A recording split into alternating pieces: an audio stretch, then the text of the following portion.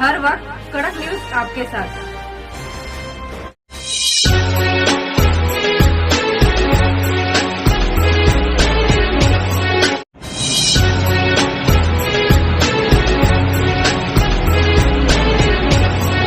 गांधी अब इतने प्रासंगिक क्यों होते जा रहे हैं? बराक ओबामा, जो 8 वर्ष दुनिया की सबसे बड़ी महाशक्ति अमेरिका का राष्ट्रपति रहे, उनसे एक बार सवाल किया गया कि आपको यदि सिर्फ एक बार किसी व्यक्ति के साथ खाना खाने का मौका दिया जाए तो आप किस व्यक्ति के साथ बैठकर डिनर पसंद करेंगे? ओबामा ने जवाब दिया कि मैं महात्मा गांधी के साथ डिनर करना पसंद करूंगा।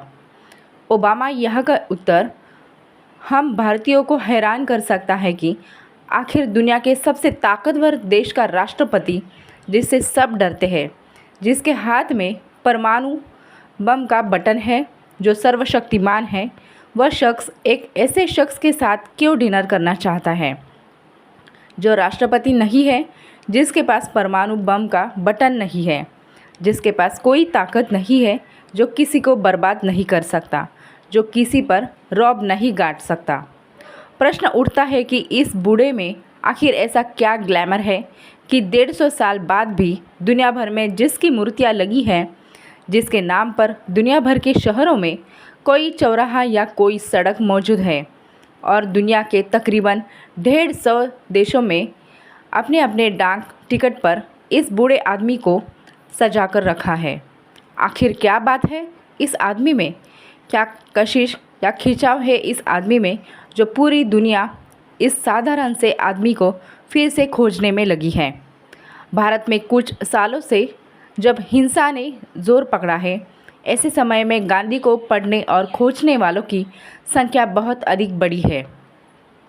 भारत के लोग एक बार फिर गांधी की ओर मुड़ने लगे। हमारे लिए गांधी जी की कशिश और ग्लैमर को समझना कठिन है। जिस प्रकार हम विद्युत चुंबकीय स्पेक्ट्रम के लेवल दृश्य प्रकाश को देख सकते हैं तथा पूरा स्पेक्ट्रम हमसे ओझल रहता है, इसी प्रकार गांधी जैसे साधारण व्यक्ति की असाधारणता देखने में हमारी आंखें धोखा खा जाती है। दुनिया जिस गांधी को पढ़ व समझ रही है, वह हमारे लिए रेगिस्तान में एक मृग मरीचिका की तरह है। जिस आदमी को गुजरे 70 से अधिक साल हो गए, उसकी आज दुनिया में प्रासंगिकता एक बार फिर महसूस की जा रही है। शोध बतलाते हैं कि भारत सहित पूरी दुनिया के लोग बहुत बड़ी संख्या में गांधी को इतिहास की उन किताबों में फिर से खोजने लगे हैं जिन पर लंबे समय से धूल लगी हुई थी। दक्षिण अफ्रीका में जब युवा नेल्सन मंडेला जेल जाते हैं, तब वे हिंसा में यकीन करते हैं। जेल की लाइब्रेरी में किताबों में उनसे गांधी मिलते हैं। A long walk to freedom में मंडेला लिखते हैं कि 28 वर्ष जेल में रहने के बाद जब बूढ़ा मंडेला जेल से निकलता है तो उसके सामने सबसे बड़ी समस्या देश को एक रखने की है। देश गोरे और काले में बुरी तरह से विभाजित है। उन्हें याद आता है कि महात्मा गांधी ने भारत को एक रखने के लिए जिन्ना को सत्ता सौंपने की पेशकश की थी, जिसे कांग्रेस ने ठुकरा दिया था। वे उसी सीख को याद रखते हुए दक्षिण अफ्रीका के राष्ट्रपति बनने के बाद उसी पूर्व राष्ट्रपति डी क्लार्क के पास पहुंचते हैं, जिसने उन्हें 28 साल के लिए जेल भेजा था। मंडेला डी क्लार्क से पूछते हैं कि तुम देश के नए उपराष्ट्रपति बनोगे? डी क्लार्क की आंखों में आंसू आ जाते हैं और वे मंडेला का निमंत्रण स्वीकार कर लेते हैं। इस तरह जिस गांधी पर कुछ लोग भारत विभाजन का दोष मढ़ते हैं, वही गांधी दक्षिण अफ्रीका को एक रखने के प्रेरणा स्रोत माने जाते हैं। अमेरिका में कुछ वर्ष पहले पूरी दुनिया में बराक ओबामा को टीवी पर रोते हुए देखा, जब अमेरिका में एक स्कूल में अंधाधुंध फायरिंग हुई जिसमें कई बच्चे मारे गए। बराक ओबामा टीवी पर देश को संबोधित करने आते हैं। 2 मिनट तक वे रोते रहते हैं और कुछ भी नहीं बोल पाते।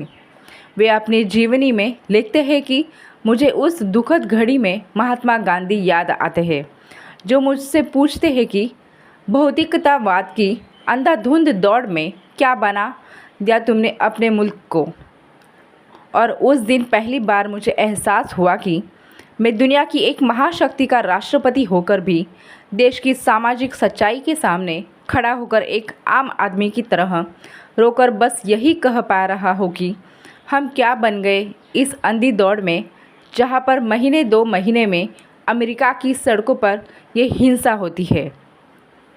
गांधी मुझसे ये कह रहे हैं कि ये हिंसा करने वाले लोग आतंकवादी नहीं हैं। दरअसल तुम्हारे देश में एक वैक्यूम बन गया है कि इन लड़कों के जीवन में कोई मूल्य नहीं बचा है।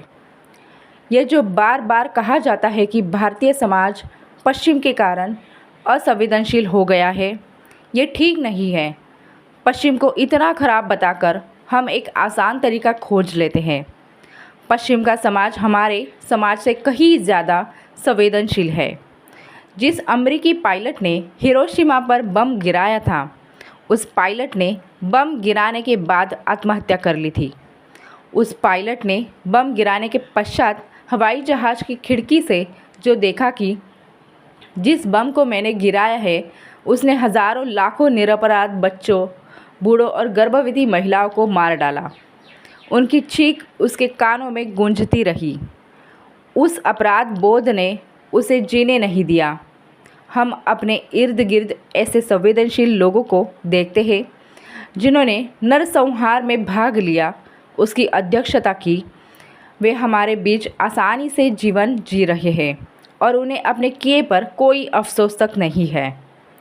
मोहनदास करमचंद गांधी नामक जो व्यक्ति भारत में पैदा हुआ था, उसके जीवन का बहुत बड़ा हिस्सा तो पश्चिम में ही बीता था। अगर पश्चिम इतना बुरा होता तो फिर वह मोहनदास विश्व पटल पर महात्मा गांधी बनकर अहिंसा का अग्रदूत नहीं बन पाता, और न तो जेल से निकलने वाले नेल्सन मंडेला को गांधी याद आते, और न ही अपने देश की सामाजिक सच्चाई के सामने टीवी पर रोते हुए बराक ओबामा को गांधी याद आते। यही कारण है कि गांधी जी मरने के बाद भी नहीं मरते और आज पहले से कहीं अधिक प्रासंगिक होकर हमारे सामने खड़े हो जाते हैं। यह खास रिपोर्ट कड़क न्यूज़ नेटवर्क की चीफ इकबाल सिद्दीकी जी की। ऐसे ही देश और दुनिया भर की खबरों के लिए देखते रहिए कड़क न्यूज़ नेटवर्क। लाइक, सब्सक्राइब और शेयर करना ना भूलिए। धन्यवाद। हर वक्त कड़क न्यूज़ आपके साथ।